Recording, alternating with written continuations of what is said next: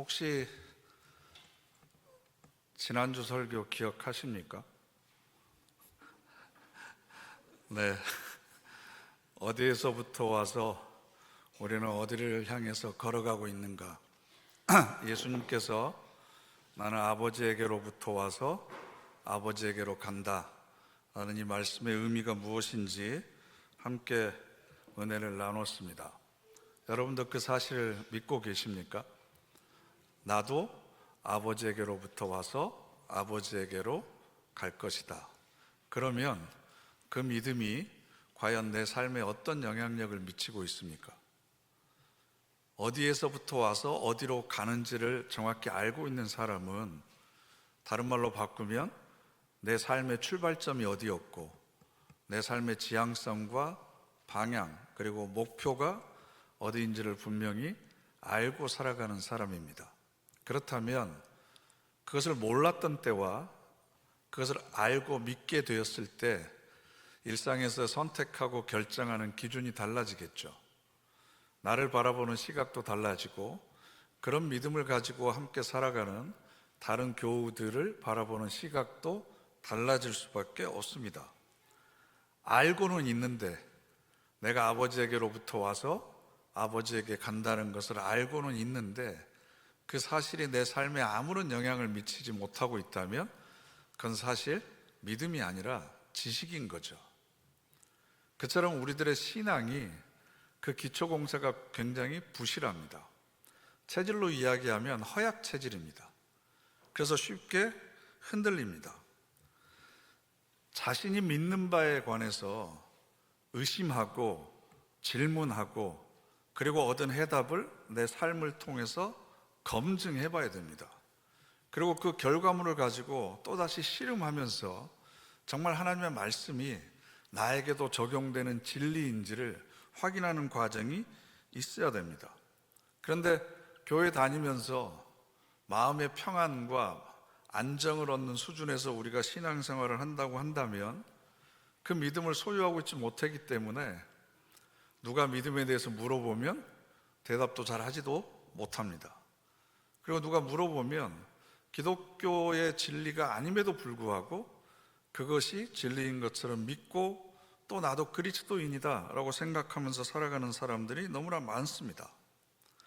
내 감정을 충족시키는 그런 값싼 은혜에 만족할 것이 아니라, 힘들고 어려운 과정이지만 때로는 지루하지만 말씀을 붙들고 씨름하고 그것을 삶에 적용해 보고, 그래서 그 말씀이 진리인지를 확인하고 검증하는 과정을 거쳐야 됩니다. 이런 과정이 없이 단지 들어서만 알고 있는 믿음이기 때문에 사이비 교류에 쉽게 넘어가고, 조그만 어렵고 힘든 일이 있어도 내 삶의 기반이 흔들리는 것처럼 우리들의 삶이 그렇게 안정적이지 않습니다. 성경을 보면 이런 믿음의 성숙에 관해서 굉장히 여러 번 강조하고 있는데요, 고린도전서 14장 20절 말씀을 보면 함께 읽어보실까요? 형제들아, 지혜는 아이가 되지 말고 악에는 어린아이가 되라. 지혜는 장성한 사람이 되라. 아멘. 그런데 그냥 우리가 성장하지 않잖아요. 성장하기 위해서는 반드시 훈련과 연습과 노력이 필요합니다. 뿐만 아니라 히브리서 5장 13절 이하의 말씀을 보면 함께 읽어보시죠. 이는 젖을 먹는 자마다 의의 말씀을 경험하지 못한 자요, 단단한 음식은 장성한 자의 것이니 그들은 지각을 사용함으로 연단을 받아서 선악을 분별하는 자들이니라. 아멘. 어린아이는 의의 말씀을 경험하지 못했다라고 하는 이야기는 삶으로 그 말씀을 직접 실천하고 적용해 보지 않았다라는 겁니다. 지각을 사용해서 회의하고 의심하고 질문하고 성찰하고 또 그 반성하고, 이 모든 지각의 과정을 통해서 내 삶에서 연습하고 훈련한, 그래서 내 믿음이 더욱더 단단해지지 않으면 우리는 내 육체적인 나이와 상관없이 언제나 신앙적인 나이는 어린아이 수준에 머무를 수밖에 없습니다. 교회 그저 왔다 갔다 하고 예배만 드린다고 해서 우리의 신앙이 성장하지 않습니다. 물론 그렇게 성장한다고 하더라도 아주 허약한 체질을 가진 믿음밖에 되지를 않습니다. 그래서 여러분들이 치열하게 고민하고 이 말씀을 나의 것으로 만들기 위한 노력들을 꾸준히 계속해 가시기를 진심으로 부탁을 드립니다. 그래서 오늘은 영원한 생명, 영생이란 무엇인가 라는 것에 대해서 함께 고민해 보려고 하는데요, 우리는 사도신경으로 신앙을 고백할 때마다 제일 마지막에 몸으로 부활하시는 것과 영원히 사는 것을 믿사옵나이다 라고 고백을 합니다. 그럼 여러분도 마찬가지로 영생을 믿으십니까? 여러분들이 영원히 살 것이라고 믿으세요? 그러면 영생의 의미가 뭐라고 생각을 하십니까? 죽고 나서도 영원히 사는 것을 의미합니까? 그럼 죽고 나서 영원히 살 때는 어떻게 살아가는 건가요? 영생을 믿는다고 계속해서 고백하지만 영생이 뭔지, 도대체 그 의미가 뭔지, 그 영생을 지금도 살아가고 있다고 그러는데 나는 그럼 그걸 누리고 있는지 고민하고 연습하고 훈련해야 되는 거죠. 요한복음 3장 16절 말씀 우리가 너무나 잘 알고 있잖아요. 하나님이 세상을 이처럼 사랑하사 독생자를 주셨으니 이는 그를 믿는 자마다 멸망하지 않고 영생을 얻게 하려 하심이니라. 영원한 생명을 우리에게 주시기 위해서 하나님께서는 예수 그리스도를 이 땅에 보내주셨습니다. 그런데 멸망하지 않고 이렇게 되어 있거든요. 그를 믿는 자마다 멸망하지 않고. 그럼 반대로 이야기하면 그를 믿지 아니하면 멸망한다는 겁니다. 이 멸망이라고 하는 단어와 영생이라고 하는 단어를 대조하고 있는데요, 이 멸망이라고 하는 단어는 아폴룸이라고 하는 단어인데 이런 뜻이 있습니다. 죽다, 사라지다, 잃어버리다, 없어지다, 허비하다 라는 뜻입니다. 그를 믿지 아니하면 멸망하지 않고, 이 멸망은 예수님 안 믿으면 이 세상에서 망하는구나, 아니면 지옥에 떨어지는구나, 그런 의미가 아니고 그냥 죽어서 사라져버리고 없어지는 존재가 된다라는 겁니다. 예수님께서 요한복음 10장에서는 또 이런 말씀을 하셨어요. 내가 온 것은 양으로 생명을 얻게 하고 더 풍성히 얻게 하는 것이라. 여기서 양은 좁게는 이스라엘 백성들, 넓게는 하나님을 아버지로 고백하는 저와 여러분을 이야기합니다. 그럼 여러분들 지금 생명이 있으세요, 없으세요? 더 쉽게 얘기하면 죽었어요, 살았어요? 살았잖아요. 그럼 우리는 생명이 있잖아요. 근데 왜 예수님께서는 양들에게 생명을 주시겠다라고 말씀을 하시는 겁니까? 이걸 뒤집어서 이야기하면 하나님을 떠나 있으면 그 사람은 살아있지만 죽은 사람이라는 겁니다. 하나님 안에 있어야만 우리는 영원한 생명을 가지고 있는 사람이고 누리고 있는 사람이다라는 뜻입니다. 그러니까 예수 그리스도 안에 있느냐 없느냐, 하나님을 알고 살아가느냐 모르고 살아가느냐에 따라서 영원한 생명을 누리느냐 누리지 못하느냐, 이게 결정이 된다는 거죠. 그렇기 때문에 나는 영생을 믿는가? 라는 이 질문에 대한 대답을 하기 전에 우리가 먼저 대답해야 될 질문이 있습니다. 하나님을 떠나면 나는 육체적으로는 살아있어도 이미 죽은 존재임을 인정하는가? 하나님 없이 살아가고 있는 것은 생명 없이 살아가고 있는 것과 같다고 하는 사실을 여러분들은 인정하십니까? 하나님 없어도 잘 사는 사람, 하나님 없어도 장수하고 생명을 누리는 사람들이 얼마든지 많은데 하나님 없어도 나는 여전히 잘 살 수 있습니다, 생명을 누릴 수 있습니다 라고 생각하는 분들은 영생이 무엇인지도 모릅니다. 그리고 영원한 생명을 누릴 수도 없습니다. 왜냐하면 하나님 없이 살아가는 사람들이 얼마든지 호의호식하면서 살아가는 걸 우리가 주변에서 너무나 많이 보거든요. 때로는 하나님을 부정하고 하나님을 거역하고 하나님이 있는지 인정을 하지만 그래도 내 마음대로 산다라고 교만하게 사는 사람들, 그들이 우리보다 건강하고 형통하게 사는 걸 우리가 너무나 많이 보지 않습니까? 때로는 정말 악한 사람들이 있습니다. 악한 사람들. 그런데 그런 사람들이 세상적으로 보면 훨씬 잘 살게 보입니다. 돈도 많고 병에도 걸리지도 않고 권력과 지위와 가지고 있는 돈을 가지고 별짓을 다 하는데도 불구하고 떵떵거리면서 살아갑니다. 그리고 그런 사람들을 보면서 우리도 사실은 부러워합니다. 그러니까 하나님을 믿고 살아가는 게 무슨 의미가 있는가라는 질문을 당연히 할 수밖에 없는 거죠. 지금부터 약 3000년 전에 아삽이라고 하는 사람이 이런 똑같은 고민을 했습니다. 그래서 시편 73편을 보면요, 악한 사람들은 죽을 때도 고통이 없습니다. 힘도 셉니다. 사람들이 당하는 고난이 그들에게는 없고 사람들이 당하는 재앙도 그들에게는 없다. 여러분, 사회적인 참사가 일어나거나 자연재해를 당하게 되면 안타까운 일이지만 가난한 사람들이 굉장히 많이 희생됩니다. 사회적인 약자들이 희생됩니다. 기득권을 누리고 있고 권력을 가지고 있는 사람들은 희생이 되지 않습니다. 그러니까 교만을 목걸이처럼 걸고 다닙니다. 살찜으로 그들의 눈이 솟아나고 그들의 소득은 마음의 소원보다 많다. 우리의 소득은 항상 마음의 소원보다 작은데 그들의 소득은 바라는 것보다도 훨씬 더 많습니다. 그러니까 사람들을 능욕하고 악하게 말하고 높은 데서 거만하게 말하고 이런 삶을 살면서도 12절 보시면 항상 평안하고 재물은 계속 늘어납니다. 그러니까 이 시인이 2절을 보면 나는 거의 넘어질 뻔하였고 나의 걸음이 미끄러질 뻔하였으니 라고 이야기합니다.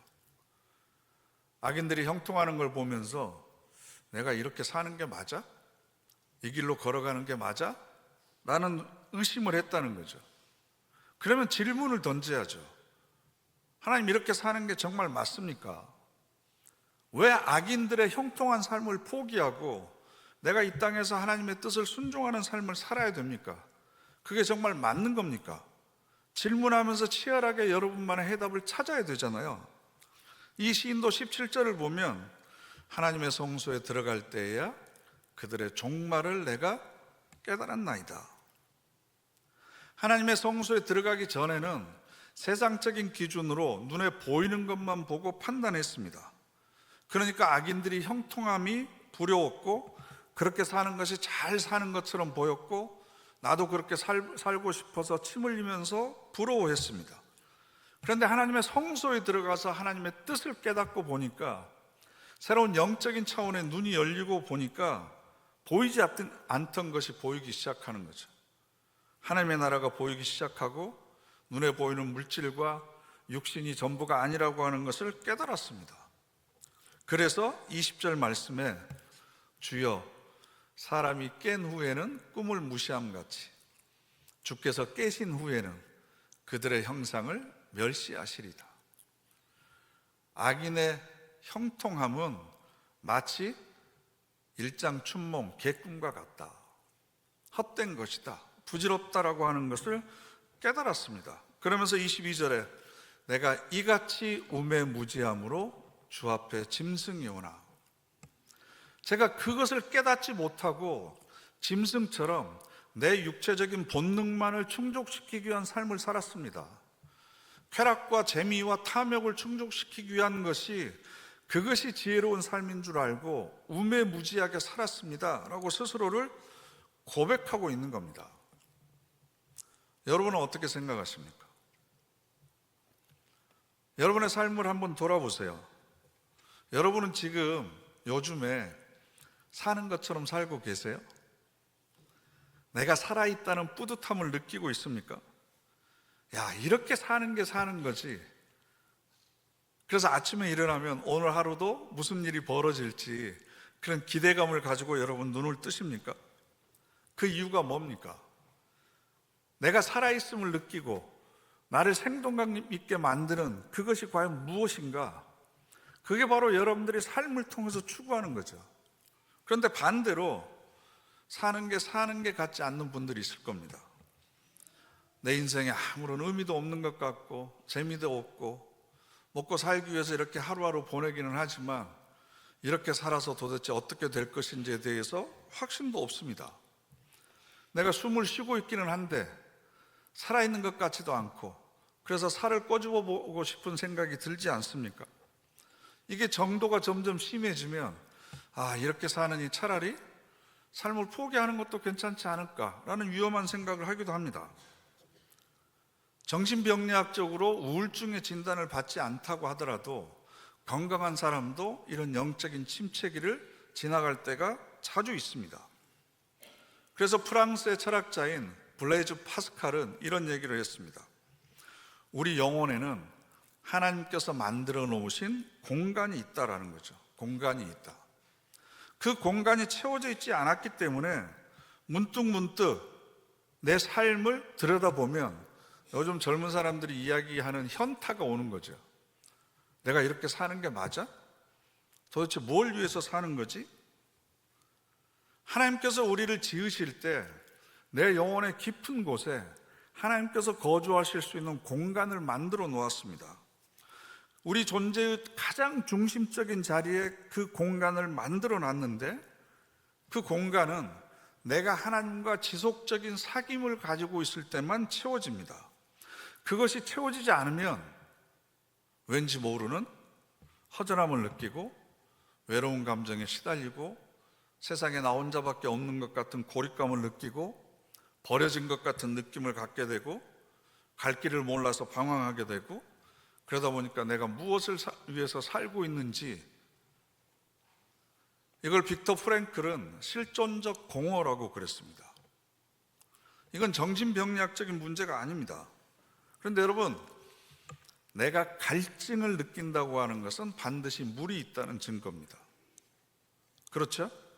내가 영적인 공허함을 느낀다고 하는 것은 그것을 채울 수 있는 생명의 양식이 반드시 있다는 강력한 증거이기도 합니다. 물이 없다면 우리는 갈증을 느낄 필요가 없습니다. 생명의 양식이 없다면 우리는 영적이고 실존적인 공허감을 느끼면서 살아갈 수가 없다는 거죠.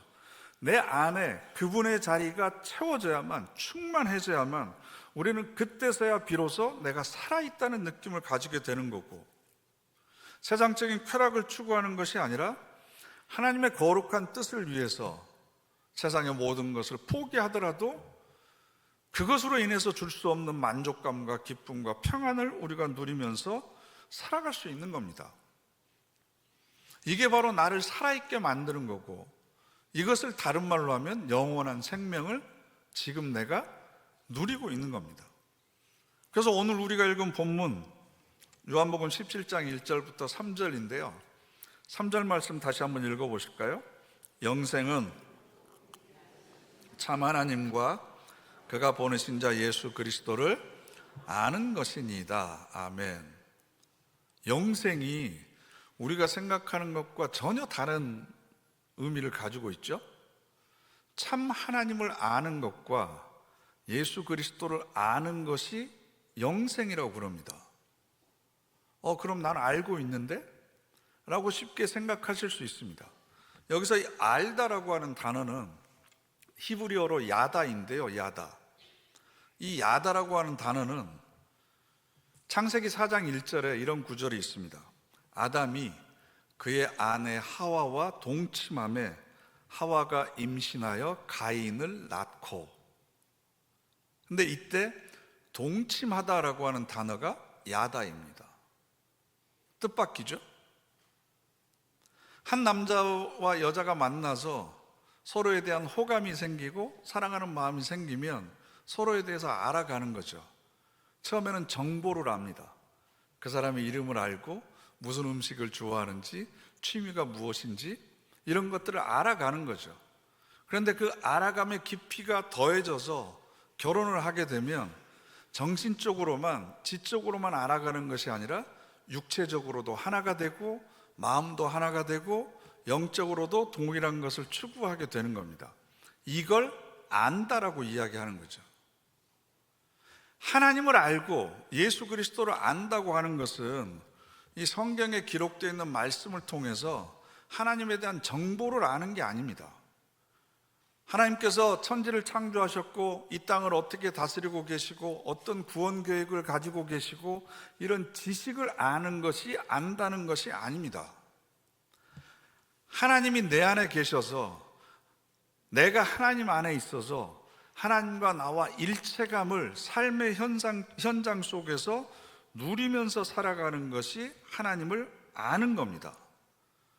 예수님의 말씀의 표현을 빌리면 내가 아버지 안에, 아버지가 내 안에 있는 것, 이게 바로 하나님을 아는 겁니다. 그래서 영생이라고 하는 것은 참 하나님을 내 삶 속에 모셔드리는 겁니다. 내 영혼의 깊은 자리, 그 공간에 하나님을 모시고, 사도 바울의 고백처럼 갈라디아서 2장 20절, 지금부터는 내가 사는 것이 아니라 내 안에 그리스도가 사시는 겁니다. 그렇게 삶을 통해서 하나님과 내가 하나가 되는 것, 그래서 내가 사는 것인지 주님이 나를 통해서 사시는 것인지 구별이 되지 않게 살아가는 것. 그래서 이 3절 말씀을 의역을 하면 이렇게 번역할 수 있습니다. 영생은 오직 한 분이신 참 하나님께서 보내주신 구원자 예수 그리스도를 통해 그 하나님을 만나고 그분과 함께 살아가는 것입니다. 그분과 함께 살아가는 것, 이게 바로 영생입니다. 영생. 예수님께서 한참 사역을 하실 때 이스라엘에는 바리새인들과 사두개인들이 있었는데, 이 사두개인들이 어느 날 찾아와서 예수님께 부활에 대한 논쟁을 합니다. 그러자 예수님께서는 출애굽기 4장에 하나님께서 모세에게 하신 말씀을 인용하세요. 본문을 보면 나는 아브라함의 하나님이요 이삭의 하나님이요 야곱의 하나님이로라 하신 것을 읽어보지 못하였느냐. 하나님은 죽은 자의 하나님이 아니요 살아있는 자의 하나님이니라.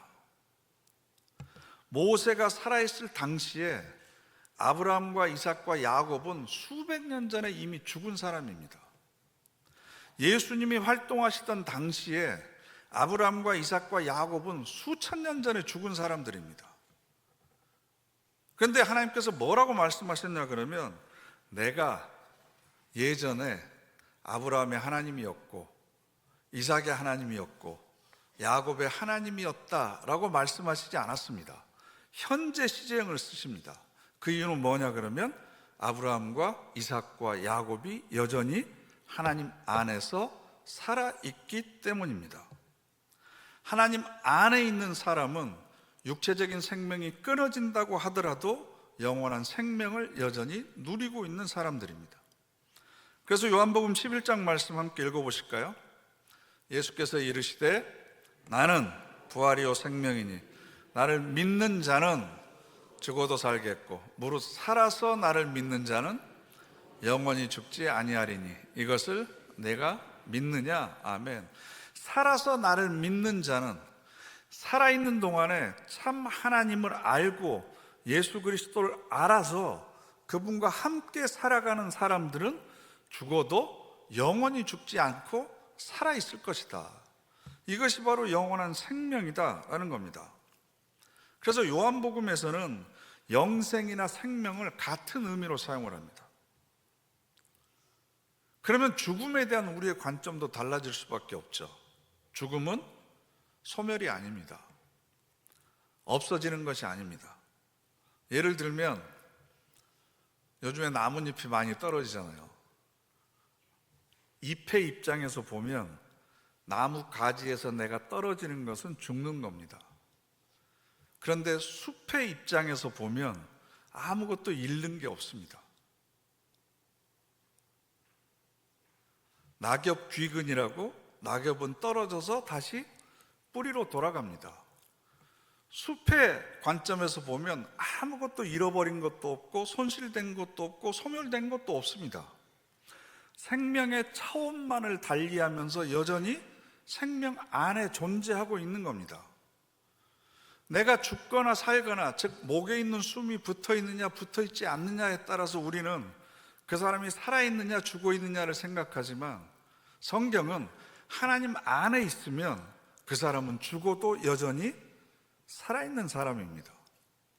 하나님 밖에 있는 사람은 세상에서 무슨 형통함을 누리고 어떤 권세를 가지고 있다고 하더라도 그는 이미 죽은 사람입니다. 뿌리채 잘려나간 사람이기 때문에 그렇습니다. 그러니까 사도 바울이 빌립보서 1장 21절에 이렇게 이야기하죠. 이는 내게 사는 것이 그리스도니 죽는 것도 유익함이라. 내게 살아나신 분, 내 안에서 지금 살고 계신 분이 그리스도다. 이걸 다른 말로 하면 나는 지금 이미 영원한 생명을 내가 누리고 있다라는 뜻입니다. 그러니까 내 목숨이, 내 육체적인 생명이 죽는다고 하더라도 그것은 나에게 있어서 아무런 문제가 되지 않는다.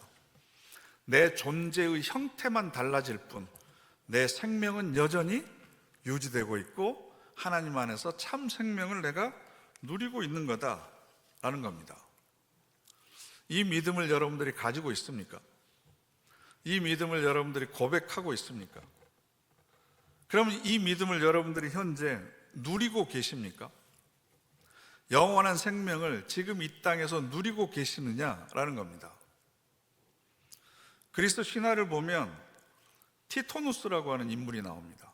이 티토누스는 트로이 왕과 물의 요종인 스트리모 사이에 태어난 사람인데, 남자인데 너무나 외모가 뛰어나서 한 번만 보면 여자들이 다 반할 정도입니다. 그런데 새벽의 여신인 에오스가 이 티토누스를 보고 반한 거예요. 그래서 둘이 사랑에 빠지게 됩니다. 그런데 티토누스는 인간 남자고 에오스는 여신이잖아요. 그러니까 제우스를 찾아가서 티토누스에게 영생을 주십시오. 그래야만 우리가 영원토록 사랑할 것 아닙니까? 그래서 마지못해서 제우스가 티토누스에게 영생을 선물합니다. 그런데 이 티토누스는 인간이라 죽지는 않지만 늙어가기는 하는 거예요. 영원토록 늙어갑니다. 그렇게 빈 껍데기 같은 영생이라고 한다면 그것이 복입니까? 여러분, 그렇게 오래오래 살고 싶으세요? 계속 늙어가시면서? 하나님께서 우리에게 주시는 영생이라고 하는 것은 텅 비어있는 목숨이 지속되는 삶이 아닙니다. 우리의 내면을 하나님의 생명으로 가득 채우고 하나님의 뜻을 내 삶 속에서 이루어내는 것, 내가 내 삶을 사는 것이 아니라 내 안에 계신 부활하신 그리스도께서 나를 통해서 살아나시는 것, 나를 통해서 그의 존재가, 그의 향기가, 그의 손길이 드러나는 것, 이것이 바로 지금부터 우리가 영원한 생명을 살아가는 것이고, 세상이 줄 수 없는 기쁨과 하늘의 평안을 누리면서 살아가는 것, 이게 바로 영생입니다. 그래서 지금 우리가 이 땅에서 누리는 영생은 우리가 영원한 하나님 나라에서 누리게 될 그 영원한 생명의 맛보기입니다. 예고편입니다. 그것을 누리고 사는 사람만이 육체적인 죽음의 한계를 뛰어넘어서 영원한 하나님 나라를 바라보면서 나는 어디에서부터 온 존재이고 어디를 향해서 걸어가고 있는지를 분명하게 알고 있습니다. 그런 사람은 세상의 고난과 시련 앞에서 초연할 수 있습니다. 육체적인 질병과 슬픔과 아픔 가운데서도 훨씬 더 여유롭게 찬양과 감사와 기쁨이 넘치는 삶을 살 수가 있습니다. 나에게는 왜 이런 영원한 생명이 전혀 영향력을 미치고 있지 못하는가? 영원한 생명이 왜 내 삶에 변화를 일으키지 못하는가? 여러분, 진지하게 다시 한번 스스로를 성찰하시고 고민하시고, 그래서 이 믿음이 우리 모두에게 이 세상을 승리하는 믿음이 되시기를 간절히 바랍니다. 기도하겠습니다. 이 시간 우리 다 같이 합심해서 결단의 기도 드리겠습니다. 하나님, 우리 모두가 참 하나님을 영접하고 예수 그리스도를 삶으로 경험하며 체험하기를 원합니다. 그리고 예수 그리스도 안에 있는 영원한 생명을 지금부터 누리며 살아가기를 원합니다. 하나님과의 사귐이 더 깊어지도록 저희들을 인도하여 주시옵소서. 우리 다 같이 합심해서 결단의 기도 드리겠습니다.